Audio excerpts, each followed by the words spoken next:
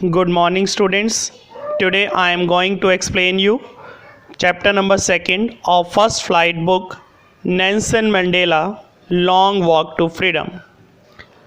Students, this chapter is an extract from the autobiography of Nelson Mandela. He became the first non-white president of South Africa in 1994. The chapter describes Mandela's views about freedom, his struggle for freedom, and the help he received from the people of his nation. It also tells about the ceremonial installation of the first democratic government of South Africa. Students, यह chapter एक extract है जो कि Nelson Mandela की autobiography में से लिया गया है। वह 1994 में साउथ अफ्रीका के पहले प्रेसिडेंट बने।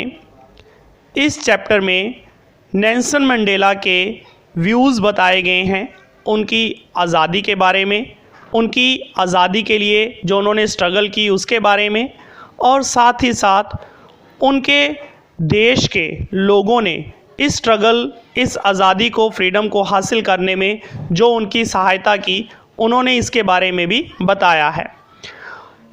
और साथ ही साथ इस चैप्टर में ये भी बताया गया कि किस तरह से साउथ अफ्रीका में पहली डेमोक्रेटिक गवर्नमेंट जो है वो इस्टेब्लिश हुई और उसकी सेरेमनी सेलिब्रेट की गई।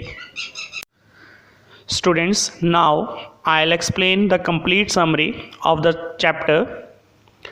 The installation ceremony of South Africa's first democratic and non-racial government was to take place on 10th May 1994. Many leaders of the world had come to attend the installation ceremony.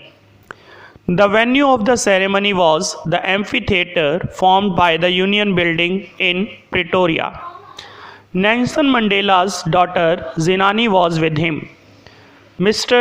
de Klerk and Thabo Mbeki were also sworn as Deputy President and First Deputy President. 10th मई 1994 को south Africa में first democratic and non racial government का गठन होने को था। इस ceremony में भाग लेने के लिए कई देशों के नेता पहुंचे थे। सेरेमनी का मेन प्लेस प्रिटोरिया में यूनियन बिल्डिंग द्वारा बनाई गई एम्फी थिएटर था।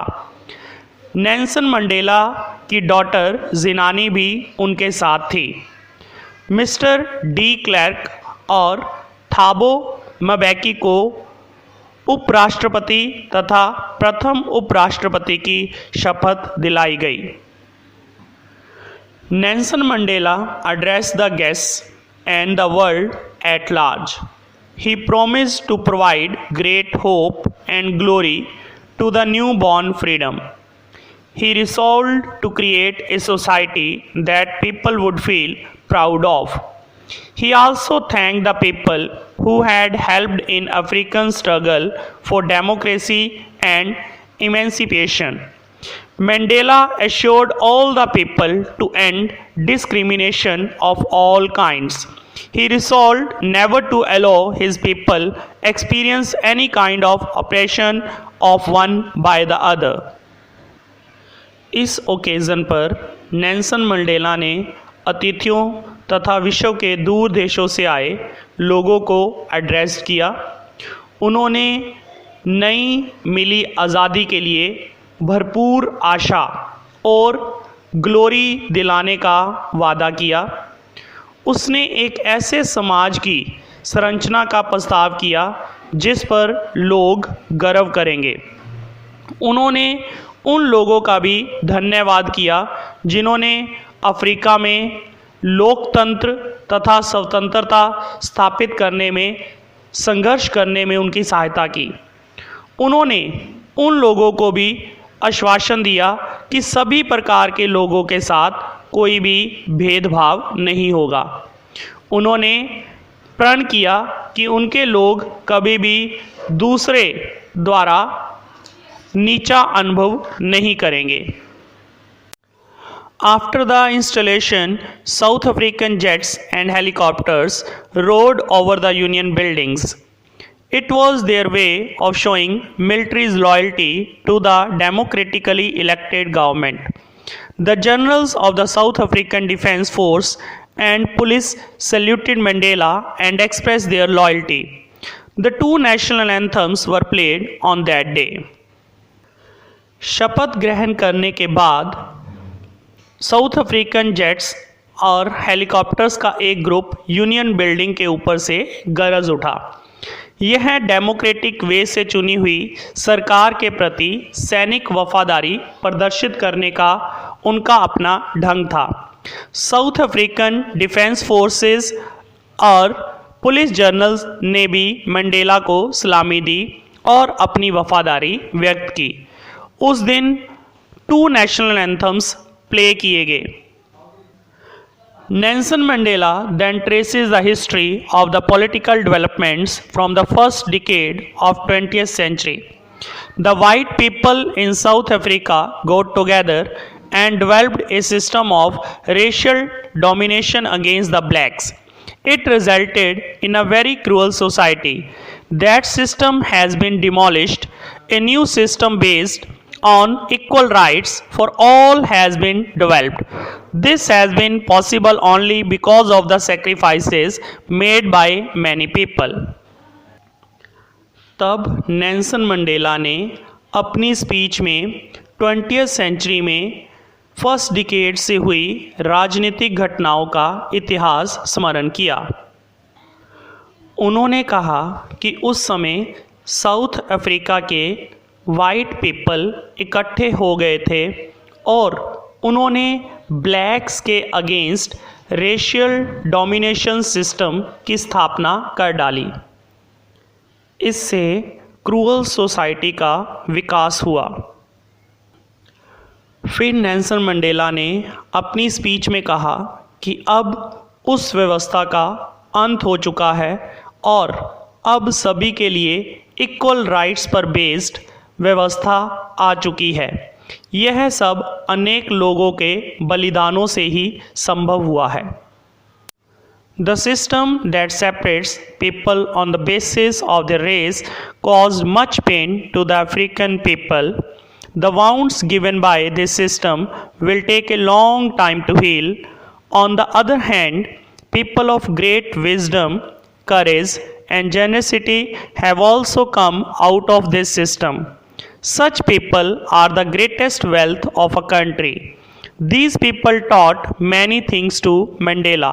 He also learned that courage is not the absence of fear but the victory over it.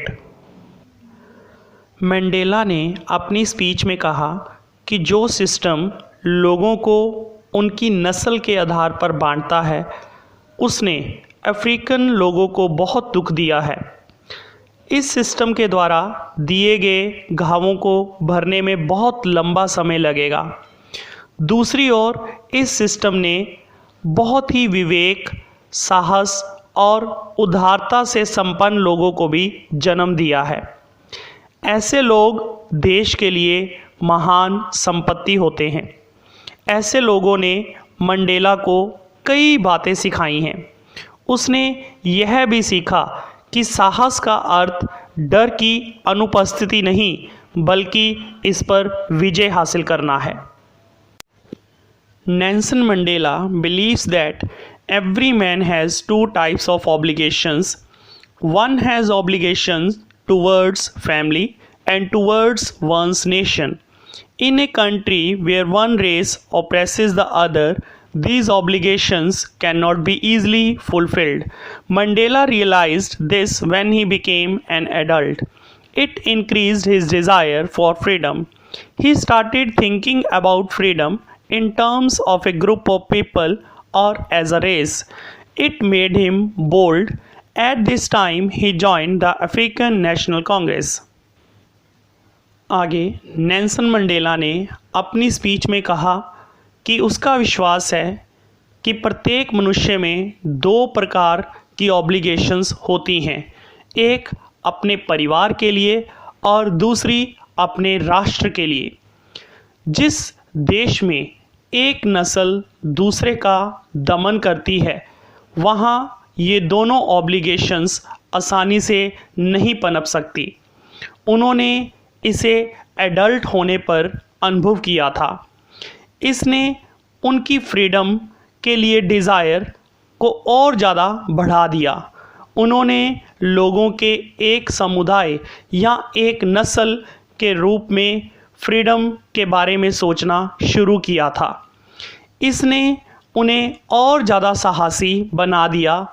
ऐसे समय में वे अफ्रीकन नेशनल कांग्रेस में शामिल हो गए। The desire for the freedom of the people as a whole animated Mandela's life. From a law-abiding attorney, he became a criminal in the eyes of the law. He didn't enjoy the freedom allowed to him when he found that his own people were not free. He also realized that the person who enslaves others is a prisoner of hatred. The oppressor and the one who is oppressed lack the true sense of humanity. उन्होंने अपनी speech में कहा कि लोगों के लिए complete freedom की desire ने उनके संपूर्ण जीवन को संचालित किया, जिससे वह लॉ की दृष्टि में अपराधी बन गया था। उन्होंने अपने आप को दी जाने वाली आज़ादी का आनंद नहीं उठाया जब तक वह यह नहीं जान पाया कि उसके अपने लोग भी आज़ाद हो गए हैं। उन्होंने यह भी अनुभव किया कि जो व्यक्ति दूसरों को दास बनाता है वह नफ़रत का कैदी होता है। उन्होंने कहा कि जुर्म करने वाला और जुर्म को सहने वाला दोनों में मानवता की सच्ची भावना की कमी होती है। Thank you students, this is the complete summary of lesson 2. I hope you can understand the whole text through your textbook. Thank you so much.